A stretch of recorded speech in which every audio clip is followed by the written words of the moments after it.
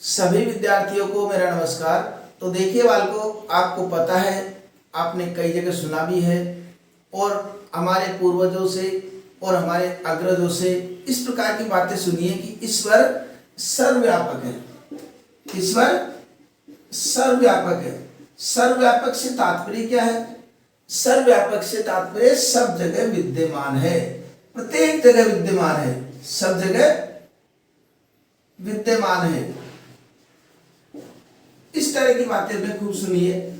और सब जगह विद्यमान, सर्वव्यापक से तात्पर्य क्या है? इन सब बातों की चर्चा आज के इस भाग में हम करेंगे। तो आज हम पढ़ेंगे कक्षा 9वीं का जो क्षितिज पुस्तक है, उस क्षितिज पुस्तक के अंतर्गत कबीरदास जी के शब्द और उन शब्द जो कि पद भी कहलाते हैं, उन पदों का हम अध्ययन करेंगे। प्रथम पद का अध्ययन करने वाले हैं। तो कबीरदास जी के जीवन का संक्षिप्त परिचय तो हमने जान ही लिया और उसके पश्चात इसके पिछले जो 2 भाग है वह भी हमने पढ़ लिए हैं। अगर आप उनसे वंचित है तो निश्चित रूप से आई बटन में जाकर के उनको आप देख सकते हैं, वहां उनका मैं लिंक दे दूंगा। तो बात रही सर्वव्यापकता की, तो सर्वव्यापकता सभी जगह व्याप्त। फिर भी आपने देखा होगा कि लोग इसके लिए कई प्रकार के अंधविश्वास, रूढ़िवादिता, आडंबर, इन सब को करते रहते हैं। और आपने देखा होगा कबीरदास जी के बारे में बताया था, कबीरदास जी समाज सुधारक है। और समाज सुधारक से तात्पर्य समाज में व्याप्त जो भी आडंबर है, कुरीतियां हैं, अंधविश्वास है, उन सब का उन्होंने अपनी रचनाओं में प्रतिकार किया है। तो यहाँ पर भी जैसे उन्होंने एक ईश्वर के माध्यम से क्या बताने का प्रयास किया, देखो, मोको कहाँ ढूंढे बंदे, कि हे बंदे, हे प्राणी, मुझे तुम कहाँ ढूंढ रहे हो? कौन कह रहे? ईश्वर। कि मोको कहाँ ढूंढे बंदे, हे बंदे, हे प्राणी, मुझे आप कहाँ ढूंढ रहे हो? मैं तो तेरे पास में। ईश्वर की दृष्टिकोण से बात कही गई है, मैं तो हमेशा तेरे पास में ही विद्यमान रहता हूं।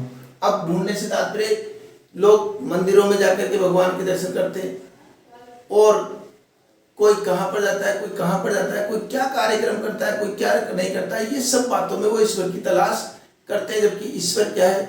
सभी के हृदय में विद्यमान है। ना में देवल, ना में मंदिर। देवल के तात्पर्य क्या हो गया? मंदिर।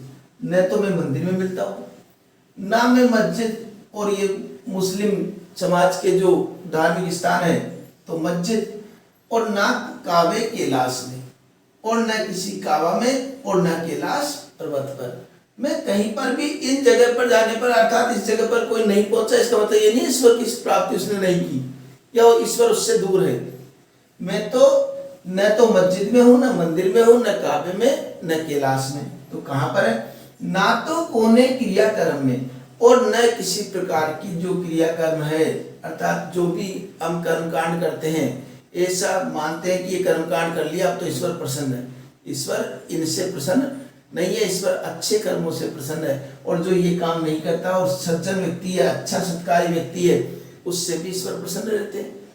नहीं योग वैराग्य में, और न ही में जो है योग्य, अर्थात योग और वैराग्य।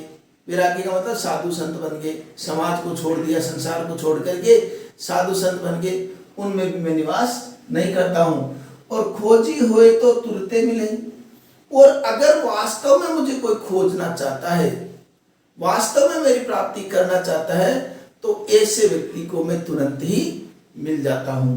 तुरते ही मिला हूं, तुरंत मिल जाता हूं, तुरंत ही मिला हूं, तुरंत मिल जाता हूं। खोजी हुई, अगर कोई खोजना चाहता है तो पल भर की तलाश में, एक पल की तलाश में उसे मैं प्राप्त हो जाता हूं, अगर वास्तव में मुझे खोजना चाहता है तो अंतिम पंक्ति में क्या कहते हैं? कहे कबीर सुनो भाई साधु। कबीरदास जी कहते हैं कि हे सज्जनों सुनो, सब श्वासों की श्वास में ईश्वर तो प्रत्येक श्वास में निवास करता है।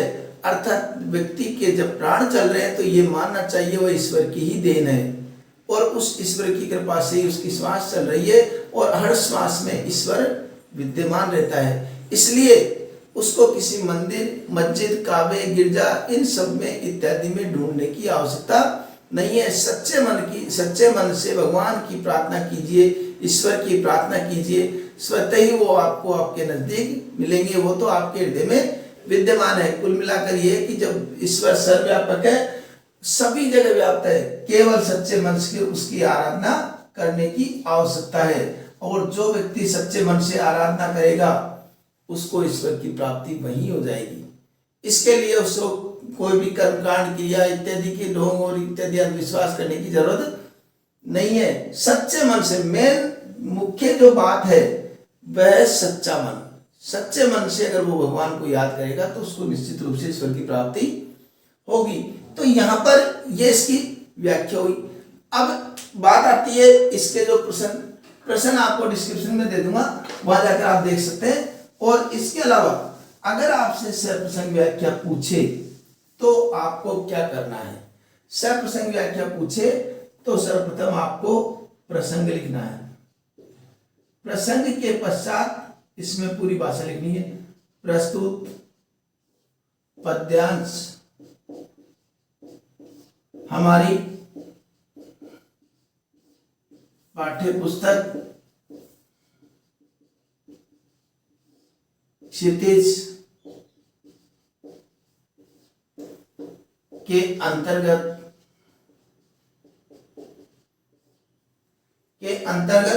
निर्गुण भक्ति धारा की कुछ उपमा भी हम लगा देंगे तो ज्यादा सही रहेगा। निर्गुण भक्ति धारा के प्रमुख कवि कबीर द्वारा रचित पदों से अवतरित है। इसमें क्या बताया गया है वह भी हम लिख देंगे। इसमें ईश्वर की सर्वव्यापकता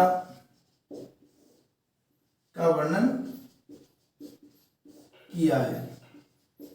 ठीक है, अब व्याख्या भी जैसे बता दी वैसे हम व्याख्या लिखेंगे। व्याख्या लिख दी हमने। व्याख्या के पश्चात विशेष का बिंदु भी हमारा महत्वपूर्ण होता ही है। इसमें आपको पता है पाठ की भाषा कौन सी है? सदुकड़ी भाषा का प्रयोग। दूसरा, इसमें जहां पर बात की जाए तो ईश्वर की सर्वव्यापकता